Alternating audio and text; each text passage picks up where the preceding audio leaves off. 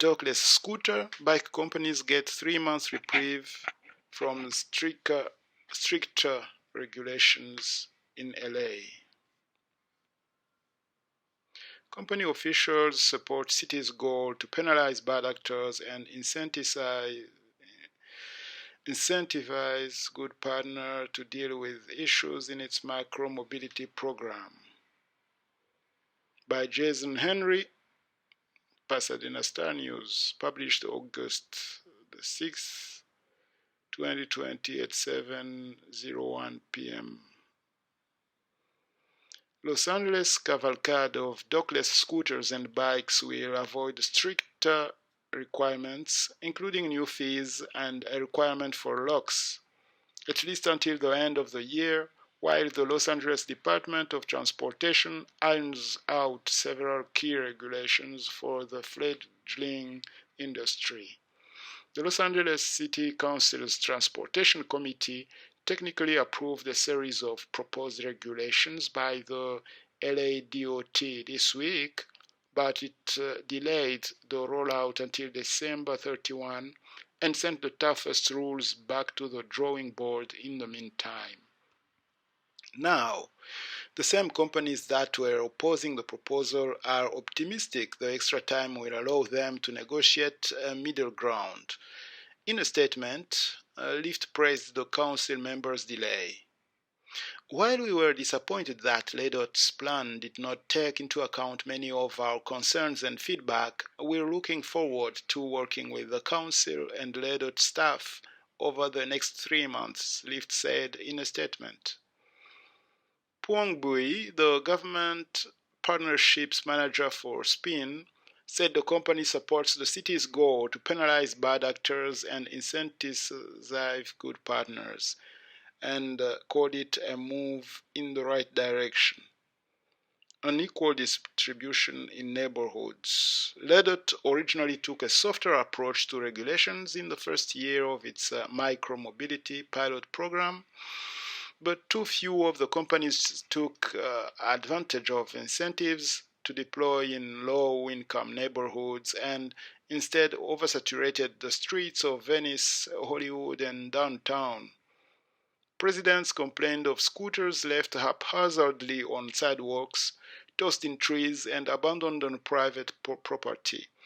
Some neighborhoods never saw the vehicles at all.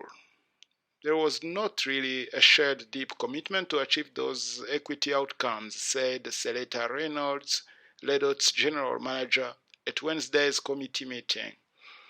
The city offered a basket of carrots, but found that without strong punishments, companies chose to ignore large swaths of the city, she said. Nearly a quarter of the riders during the pilot program made $100,000 or more a year, according to a one-year review. The review also found just 2% of all trips started or ended in the San Fernando Valley. Response times for service requests, 90% of which were related to improperly parked vehicles, were nearly 4 hours longer in the valley than the averages elsewhere, according to the report. Punishment drove compliance. But the department's new regulations in response to the program's first year leaned too heavily on punishments, at least according to the providers.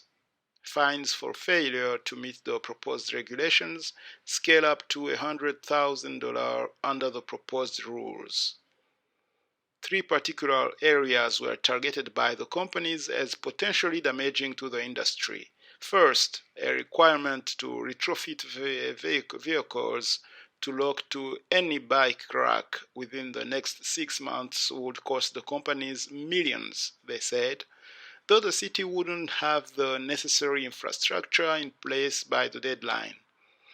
LADOT said the requirement was phased for a reason, so companies could prepare for the inevitable shift in advance. Getting riders to properly comply with that requirement likely would present an additional challenge. while 82% of riders knew not to ride on the sidewalk, a third still preferred to do exactly that, according to the city's one-year review. Roughly 85% of all citations related to the program as of March 2020 were for riding on the sidewalk. At the same time, less than half of the vehicles audited during the review period were parked correctly. The second controversial rule would have established a per-ride permit fee that charged the operators nothing to deploy in the most economically challenged neighborhoods and up to 40 cents per ride in popular destinations. Representatives of the companies praised the per-ride fee, but they believed the tires were too confusing and the fees were too high. Some asked for a flat fee of 10 to 20 cents across the board instead. Previously, the city charged $39 to $130 upfront per vehicle, depending on its deployment locations. Third, the companies opposed a hard cap that limited the cost to riders to $1.25 to $1.75 in low-income and transportation-deficient areas. The micromobility companies argued they do not receive the heavy subsidies given to other more traditional transportation services and would have to operate at a loss in those areas. It is our position that the current proposal, as it stands, creates an unfavorable policy environment that dramatically reduces the sustainability of operations in the market. The companies Bird, Lyft, Lime, and Wheels said in a joint letter ahead of the meeting. They allegedly were left out of the rule-making process and asked for a 6-month extension of the existing rules. They got a little more than half that instead.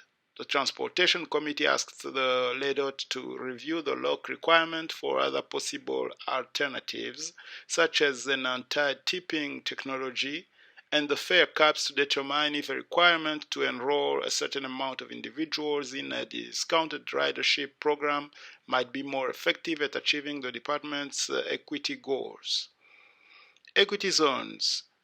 The committee also pushed LEDOT to come back with clearer boundaries in its equity zones, the disadvantaged areas where the lower fees and fares would come into effect under the proposal.